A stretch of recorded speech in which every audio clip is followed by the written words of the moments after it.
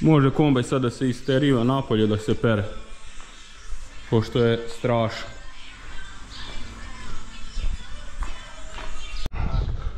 A, stvarno je prljav.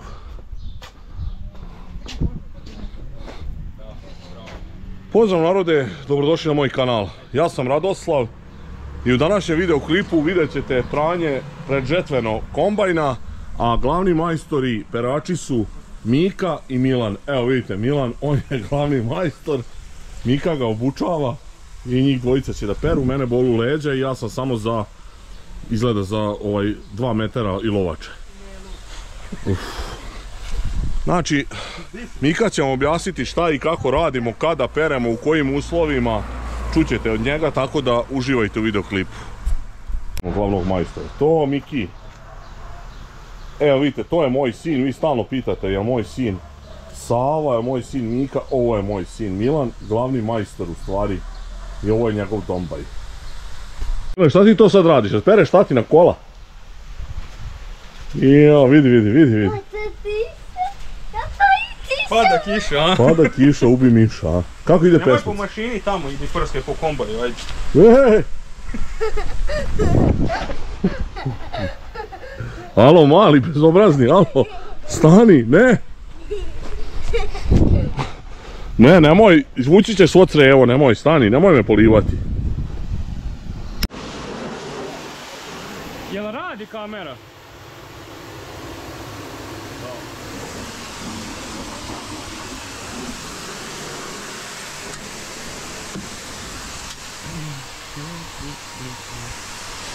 Neka dosadašnja praksa nam je pokazala da je najbolje pranje kombajna po jako toplom vremenu. Znači tu se brzo kombajn osuši.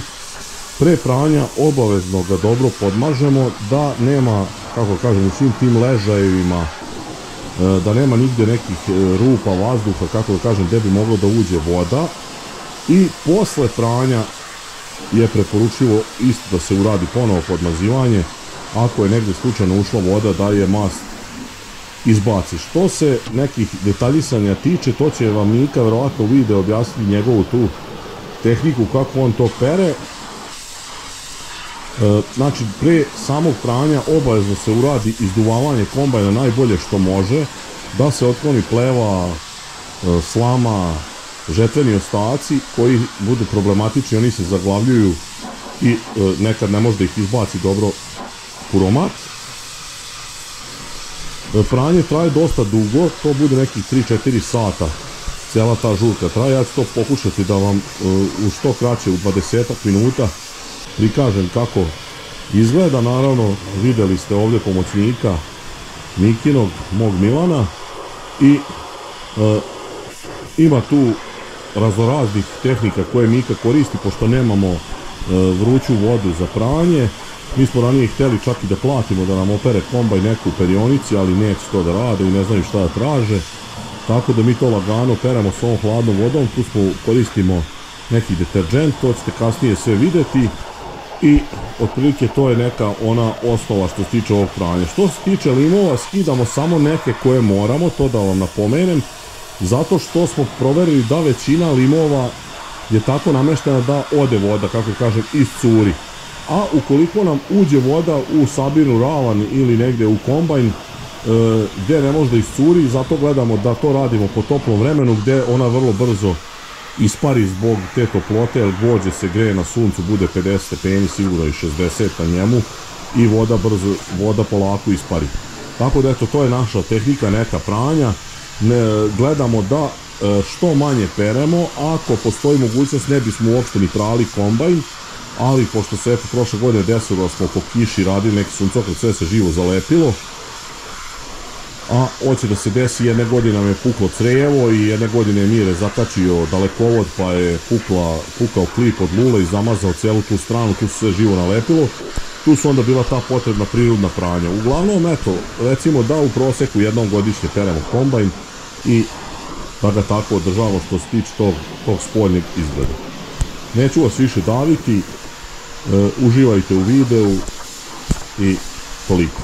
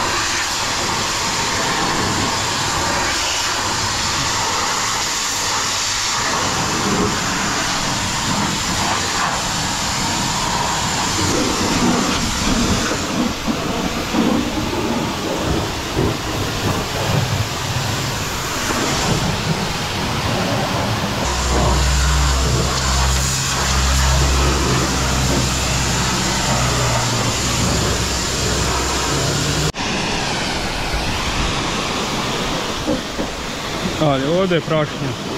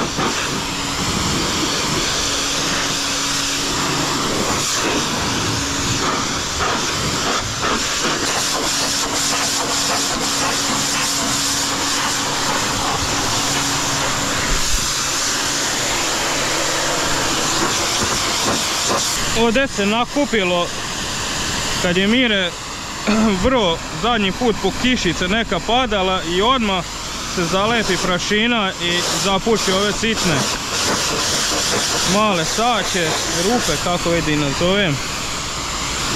I evo vidite, samo što moramo otvoriti pa poslije iz unutrašnje strane isterati sve to napolje.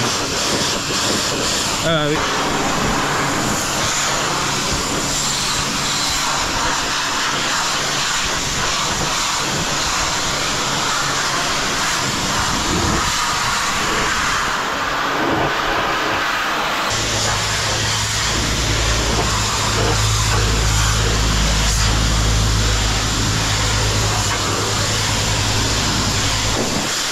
Nek se malo osuši, pa ću da pregledam šta je još ostalo pa ponovo. Tako iz 3-4 puta ceo kombajn pere.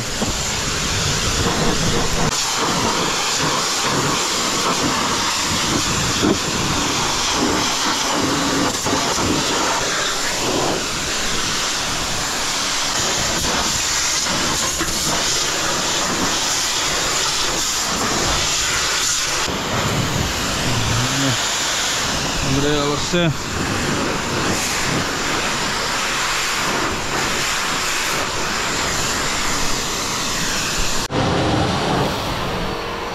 Evo Stefi je video da se pere pa je došao da se okupa.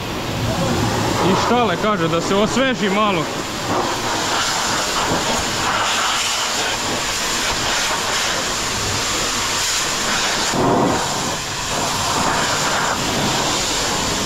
A? Evo nije loš.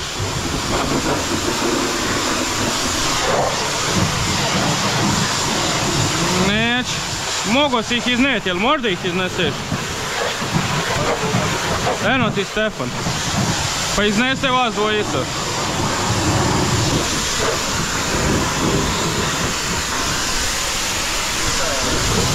A? Da, moraš i tamo, pa samo na glavu ti.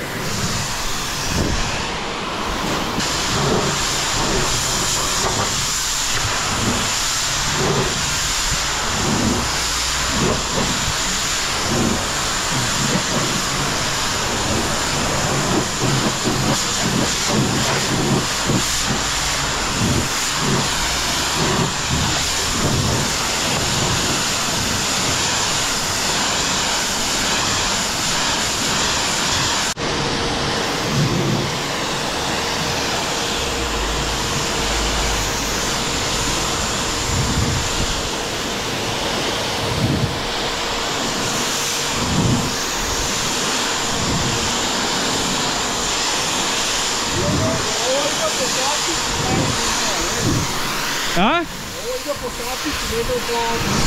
Ne, ja to džuture naplaćujem. Džuture. Ali to Mire tu naplaćujem, pošto ga je on zamazao. To je njegova mašina, on ne pere pa mu ja naplatim onda.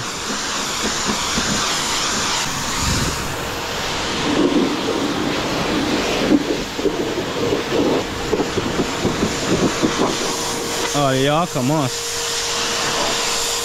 istina je 20 skine.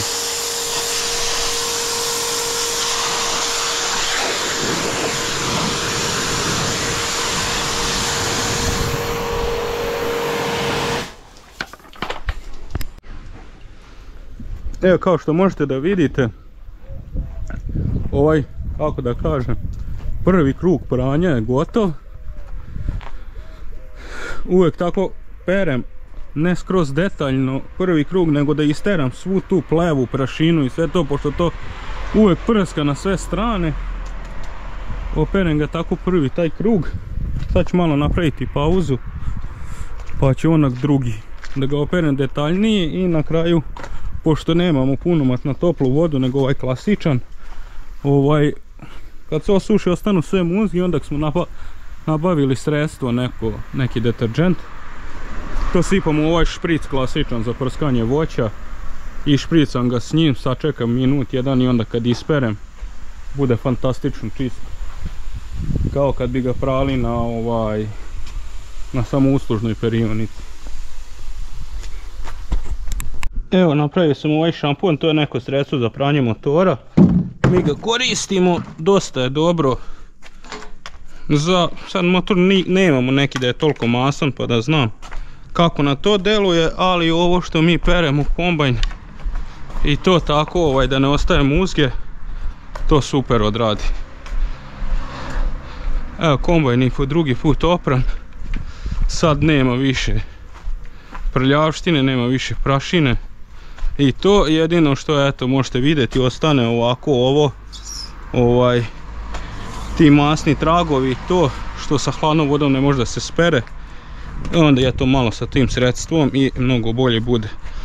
Naročito posle ove maske njih malo pređem i sa četkom i ispadne kao da je juče ofarban.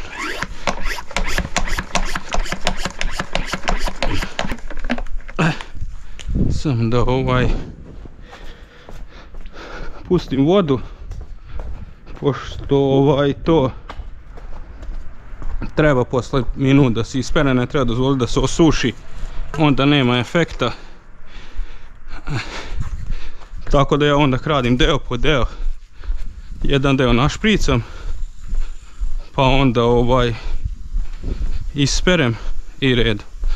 Sad će on to najbolje pokazati na felni kako će ispasti, jer to ne imate naslage od žetvenih ostataka i to.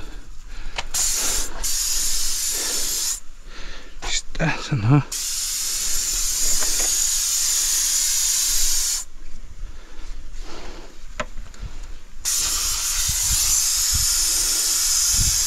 Ovo nešto nije u redu.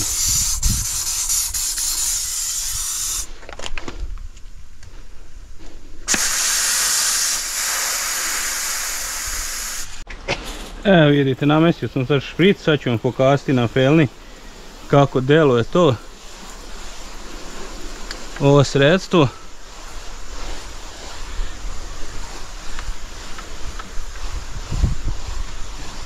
Našpricam ga tako malo.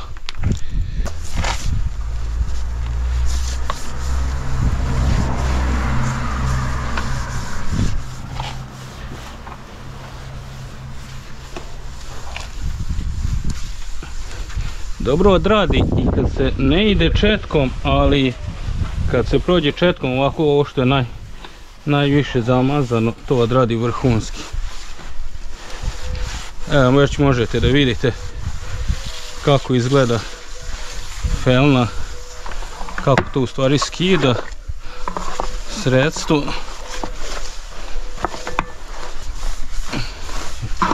Proći malo u gumu.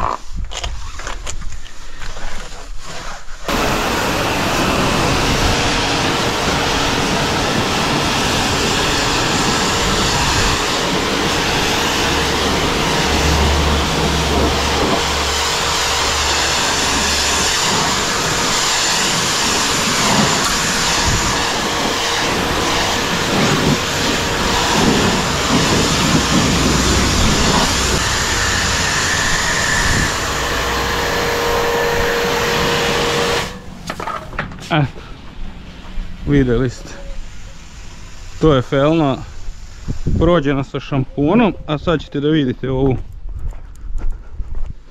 Evo felna koja je samo oprana punomat, znači kao da nije ni prana. Takav bi bio ceo kombajn, da ne idemo s tim, da imamo sad mašinu na vruće pranje koja greje vodu, bilo bi drugačije, ali pošto nemamo, onda ovako radimo.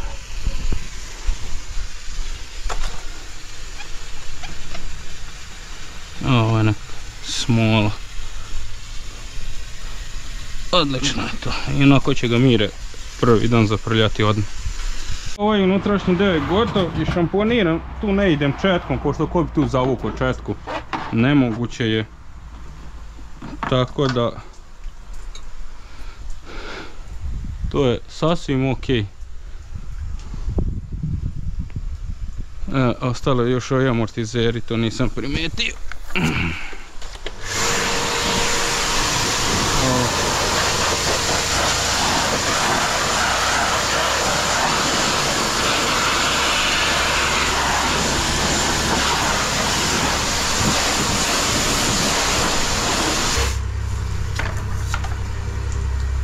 To je to, ovo su sve tragovi od ove masti što uzimamo, nju ništa ne može da skine.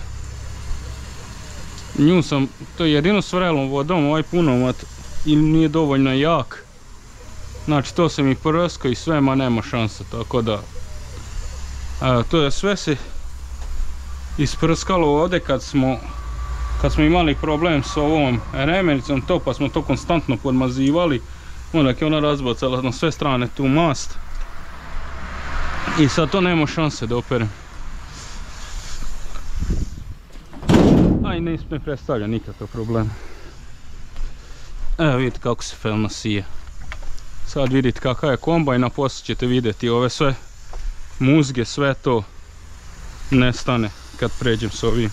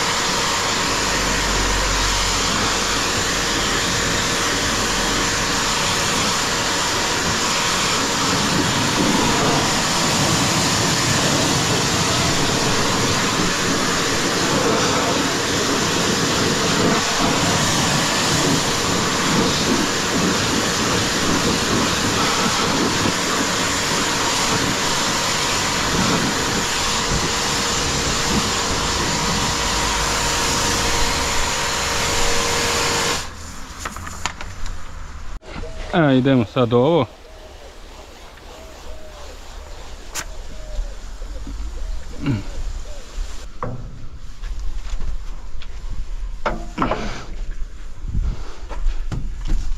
Vidite kako je sunce, pa to brzo suši. Ta hemija. Znači morat ću pomanji deo.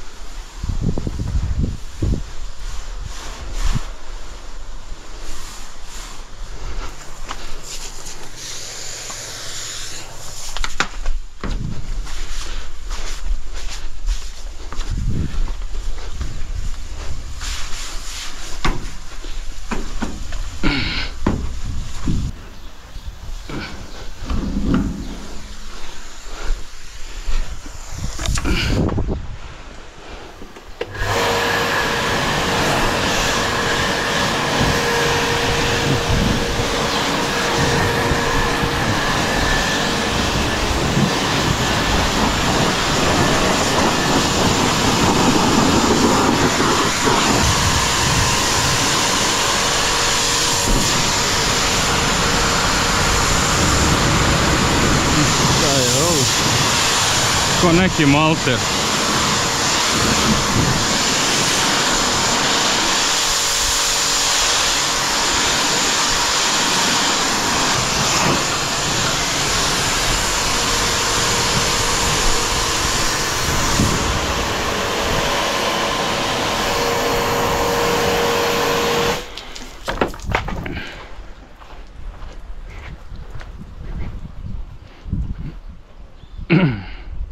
Evo, može se reći da je ova strana skoro pa gotova. Ostalo je još samo da pređem lulu, ali to kad se popnem gore da radim one delove, onda ću nju. Evo, gotova je i ova strana. Idem sad gore.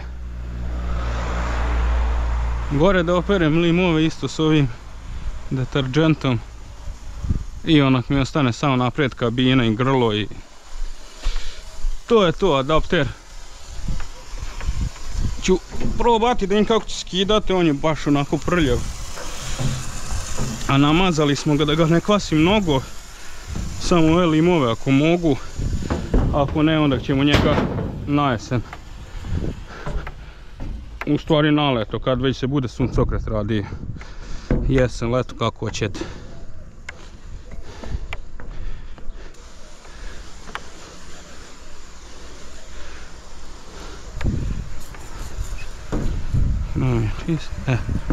Lula, Mira.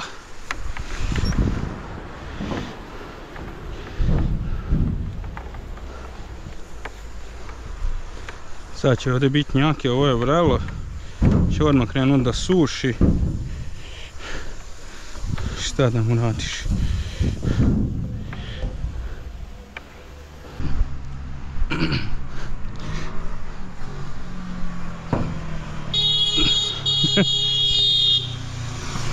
Evo, javljaju se prolaznici. Valjda im interesantno što sam gore na kombaju.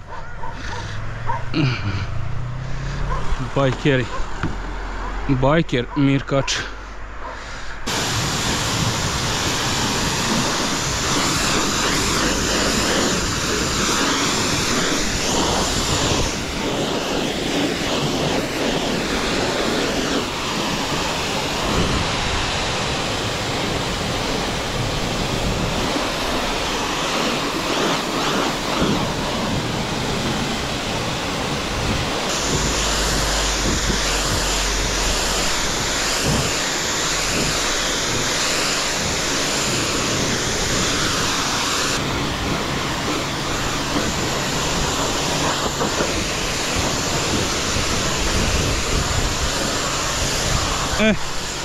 Sad ću ovaj lim da našpritam, da se im ovdje pa nek tuši. Da ću da neće.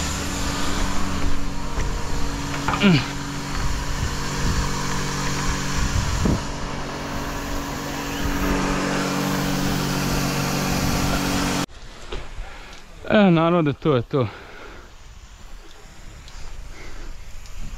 To je to. Kombajn je oprat, sam moment.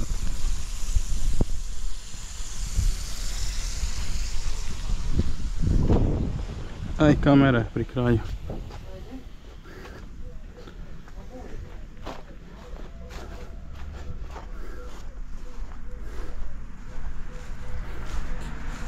Spreman je da Mira može ponovo da ga izmaže.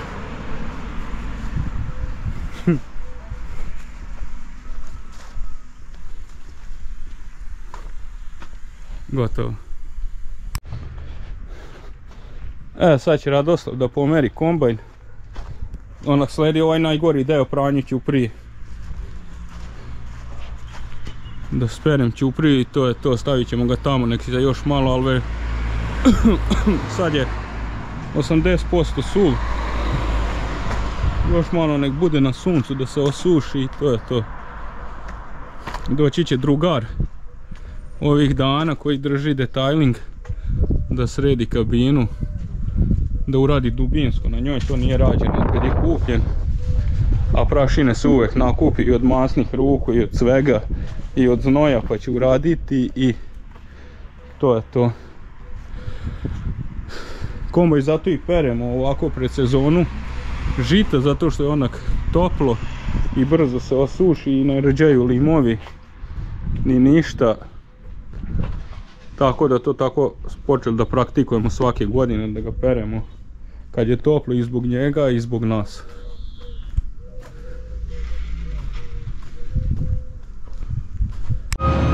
Nije ni strašno, ćuprije kakav je bio kombajn, ali dobro, dosta dobro smo ga izduvali, tako da će i ovo ići brzo. I onda kad sve to operem, onda ja treba da se perem. Jer evo kakva mi je majica.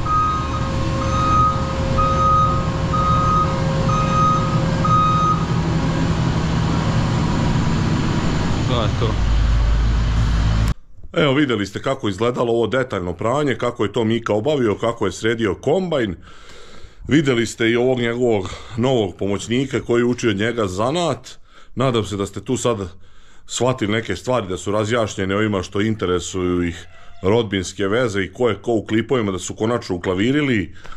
Toliko za ovaj video, hvala vam na gledanju. Ako do sad niste zapratili moj kanal, zapratite, ostavljajte lajkove, komentare, obavezno delite moje video snimke. Vidimo u sljedećem klipu, pozdrav!